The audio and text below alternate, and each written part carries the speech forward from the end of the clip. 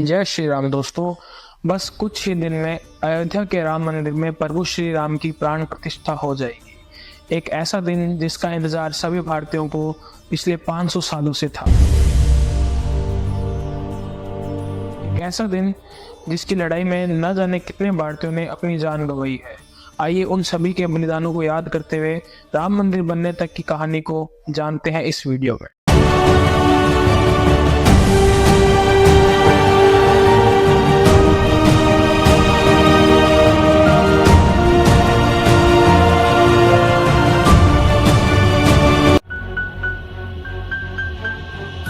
समय था 100 वर्ष ईसा पूर्व, जब उज्जैन के राजा विक्रमादित्य ने भव्य राम मंदिर का निर्माण कराया। ये बड़ा ही सुंदर मंदिर था। समय समय पर कई राजाओं ने इसका जीर्णोद्धार कराया। समय समय पर भारत में विदेशी आक्रमणकारियों द्वारा हमले होते रहे, जिनका मुख्य उद्देश्य था पंडितों को मारना, लूटपाट करना और मंदिरों के ढांचे को तोड़कर नए ढांचे बनाना। बहुत से ढांचों में हमें मंदिरों की आकृतियां नजर आती है। भारत के कई राजा इन मंदिरों को बचाते हुए, अपने धर्म की रक्षा करते हुए शहीद हो गए। समय था 1527 का, जब बाबर भारत आता है। राजस्थान के वीर राजा महाराणा सांगा, जो महाराणा प्रताप जी के दादाजी थे, भयानक युद्ध में बाबर को हरा देते हैं। वहीं कुछ समय बाद कुछ विश्वासघाती तरीकों से बाबर खानवा के युद्ध में महाराणा सांगा जी को हरा देता है और दिल्ली पर अपना कब्जा करता है। अगर किसी को लग रहा है कि इन युद्धों का राम मंदिर से क्या कनेक्शन है, तो उन्हें बताना चाहता हूँ। जब 12वीं ईस्वी में पृथ्वीराज चौहान अपना द्वितीय युद्ध तराइन का हार जाते हैं, तो उन तुर्कों का भारत पर राज आता है। वही जब महाराणा सांगा खानवा में विश्वासघाती तरीके से हारते हैं, तो बाबर दिल्ली पर राज कर पाता है। हमेशा हमारे विश्वासघाती लोगों के कारण ही हारे हैं, क्योंकि मुगलों में इतना सामर्थ्य नहीं था कि वह हमें ईमानदारी से हरा पाते। बाबर के दिल्ली पर कब्जा करने के अगले ही साल बाबर के सेनापति मीर बाकी ने 1528 में राम मंदिर तोड़कर मस्जिद का निर्माण करवाया। वहीं मूर्तियों को जमीनों में गाड़ दिया गया और पत्थरों का प्रयोग मस्जिद के निर्माण में किया गया। 1853 में जब मुगल शासक कमजोर होते हैं, तो एक बार फिर हिंदुओं द्वारा राम मंदिर की मांग उठने लगती है। हमारे पूर्वजों का दावा था कि इस स्थान पर राम मंदिर हुआ करता था, इसीलिए अक्सर यहाँ दंगे भड़कते रहते थे। वहीं 1859 में जब अंग्रेजों का शासन आता है, तो लड़ाई को रोकने के लिए अंग्रेजों के द्वारा एक निर्णय लिया जाता है कि अंदर वाला हिस्सा मुसलमानों को और बाहर वाला चबूतरे वाला हिस्सा हिंदुओं को दिया जाएगा।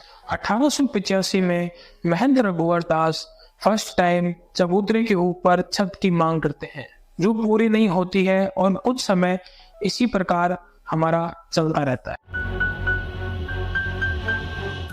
सबसे इंपॉर्टेंट तारीख 30 दिसंबर 1949 को मुख्य स्थल से राम जी की प्रतिमा प्राप्त होती है। मुख्य स्थल पर हिंदू पूजा करना शुरू कर देते हैं। वहीं एक बार फिर से सिचुएशन गर्मा जाती है और कंट्रोल से बाहर होने लगती है। सरकार कंट्रोल अपने हाथ में लेती है और इस पूरे स्थान पर बैन कर देती है। ना तो हिंदू पूजा कर पाते हैं, ना ही मुसलमानों को यहाँ एंट्री की इजाजत होती है। बैन को हटाने के लिए समय समय पर केस दायर किए जाते हैं। 1950 में महंत रामचंद्र दास इस पूरे एरिया में पूजा करने के लिए केस दायर करते हैं। वहीं 1959 में निर्मोही अखाड़ा इस पूरे एरिया पे पोजीशन प्राप्त करने के लिए केस दायर करता है। 1961 में सुन्नी वक्फ बोर्ड बाबरी मस्जिद पर मालिकाना हक प्राप्त करने के लिए केस तैयार करता है। इन सब केसेस में एक नतीजा आता है, जब 1986 में फैजाबाद कोर्ट हिंदुओं को पूजा करने की परमिशन देता है। इस डिसीजन से नाराज होकर मुस्लिम एक कमेटी बनाते हैं, बाबरी मस्जिद एक्शन कमेटी। 1989 में एक और केस फाइल किया जाता है, रामलला विराजमान के नाम पर। इन्हें भी इस पूरे एरिया में मालिकाना हक चाहिए होता है। 1990 में आडवाणी जी सोमनाथ से अयोध्या के लिए यात्रा निकालते हैं।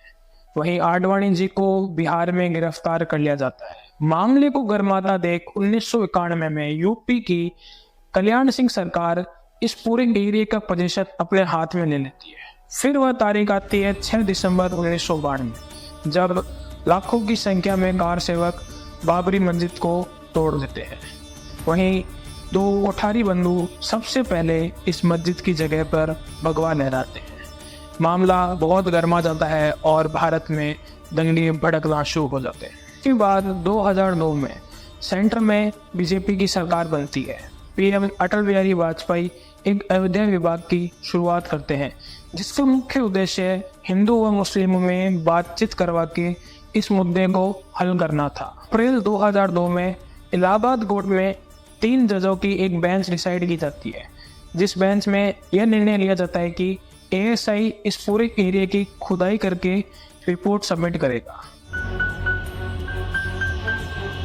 एएसआई की रिपोर्ट में यह बताया जाता है कि 12वीं शताब्दी में यहाँ एक मंदिर था, वहीं 1528 में यहाँ पर मस्जिद था। आसपास के लोगों से जब पूछा जाता है तो पता चलता है कि यह मस्जिद मंदिर को गिरा के बनाया गया। सारे सबूतों और एएसआई की रिपोर्ट को मिलाकर इलाहाबाद हाईकोर्ट 30 सितंबर 2010 को एक फैसला सुनाता है।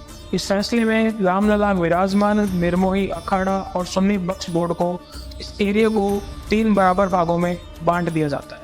वहीं 2011 में इस फैसले पर सुप्रीम कोर्ट रोक लगा देती है। समय आता है 2014, सरकार बदलती है, बीजेपी की वापसी होती है और राम मंदिर का दावा करने वाले कर सेवक वापस से मांग उठाने लगते हैं। 2016 में एक बार फिर सुब्रमण्यम स्वामी द्वारा एक केस सुप्रीम कोर्ट में फाइल किया जाता है। वहीं सुप्रीम कोर्ट ने कहा कि इस केस की सुनवाई 2019 में की जाएगी। जब तक के लिए एक 5 जजों का पैनल तैयार किया जाता है, साथ ही एक मेडिएशन पैनल तैयार किया जाता है, जिसमें रिपोर्ट और सारे सबूतों को इकट्ठा करके सुप्रीम कोर्ट में पेश करने को कहा जाता है। वही 2019 में 6 अगस्त से 14 अक्टूबर तक 40 दिन की सेकंड हाईएस्ट हियरिंग चलती है, जिसमें निर्णय आता है कि विवादित जमीन रामलला विराजमान कमेटी को दी जाएगी और 5 एकड़ की अलग से जमीन मस्जिद बनाने के लिए दी जाएगी। यह एक आइडियल निर्णय होता है। सारे सबूतों को देखते हुए यही लगता है कि यहाँ पहले मंदिर था, तो इस एरिया को मंदिर बनाने के लिए दिया गया और वहीं दूसरे पक्ष के सेंटिमेंट्स हर्ट ना हो, इसलिए उन्हें 5 एकड़ की अलग से ज़मीन मस्जिद बनाने के लिए भी दी जाती है, जिससे हमारे देश में शांति व्यवस्था बनी रहे।